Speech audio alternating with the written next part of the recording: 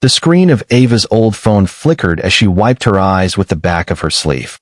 Rain beat against the windows of the small one-room apartment, a steady reminder of how cold the world could be. Her twins, Lily and Liam, slept curled up in the only warm blanket left. Their cheeks were pale, and Ava's heart clenched at the sight of their thin faces. She had skipped meals for days, trying to keep them fed. There was no one left to help. Her hands trembled as she typed the message. It wasn't meant for anyone specific, just someone she hoped could help. She'd copied the number from a job poster at the library. It had seemed corporate, professional, maybe someone who could spare anything. She didn't expect a response. But desperation did strange things to people. I'm sorry to bother you. I know this is probably the wrong number, but if there's any way you could help, even a little.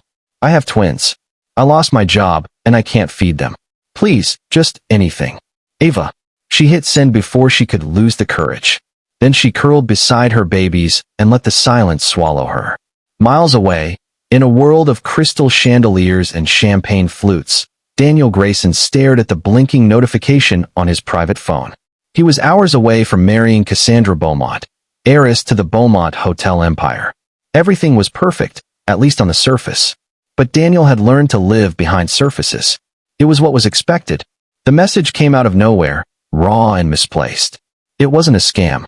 It wasn't some formal request for aid. It was something he hadn't seen in years. Honesty.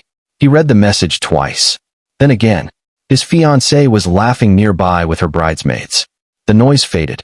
Something in the tone, the sheer exhaustion in the words, gripped him. He replied, "Where are you?" Ava blinked when her phone lit up. She wasn't sure if she was hallucinating.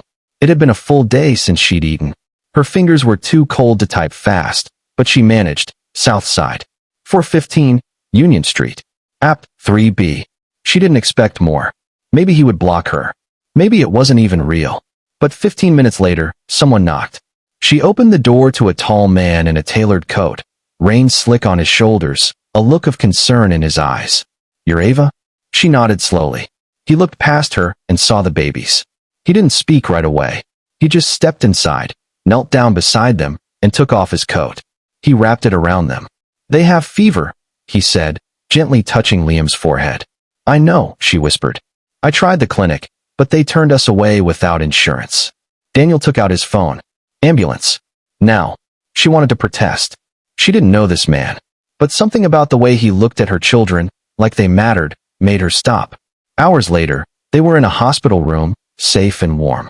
The twins had the flu and dehydration. They were going to be okay. Nurses hovered, and warm soup was offered. Ava didn't know what to say. Daniel finally sat down beside her. "I'm Daniel," he said. She looked at him like the name should mean something. And it should have. Daniel Grayson, CEO of Grayson Tech, billionaire, media darling, tabloid magnate. But Ava lived outside that world. "You canceled your wedding for this?" He smiled, a strange kind of relief in his eyes. "I think it canceled itself the moment I read your message." Ava didn't understand. She wasn't used to kindness coming without cost. He seemed to read her hesitation. "I'm not here to make you feel small. I think I needed to remember who I was. And you reminded me." She didn't speak.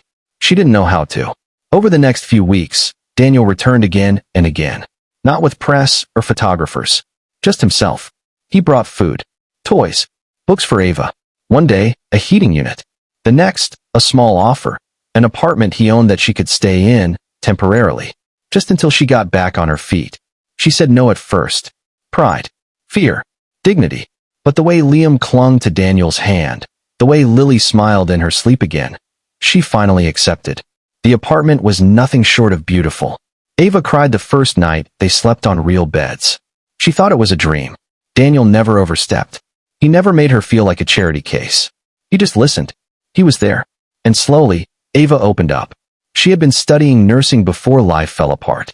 Her fiancé had left when she got pregnant. Her mother died during delivery. She tried working multiple jobs. But when the babies got sick, she had to choose, job or them. Daniel listened to all of it. And somewhere in the middle of those conversations, something else grew. He found himself smiling again. Not the corporate smile. A real one. The one he hadn't worn in years. She found herself laughing, even if softly. Like light returning through cracks. One night, he came by with Chinese takeout, and found Ava asleep on the couch, Lily on her chest. He sat down, careful not to wake them. He didn't know how long he stayed like that, just watching them breathe. For the first time, it felt like everything made sense. Weeks turned into months. Ava got a scholarship recommendation through someone Daniel knew, though he denied involvement. She started classes again, part-time. A babysitter was arranged, courtesy of Daniel's quiet generosity. Then one day, the tabloids caught wind of it. Photos leaked. Daniel Grayson, single again, visiting a woman in the South Side with 2 toddlers. Gossip exploded. Cassandra made a statement, bitter and rehearsed. He left me for someone else. Daniel said nothing. Ava saw the headlines and panicked. I don't want to ruin your life, she told him. He took her hands in his. You didn't ruin it. You reminded me how to live it. That was the first night he kissed her. It wasn't grand. It wasn't fireworks. It was quiet. Honest. Real.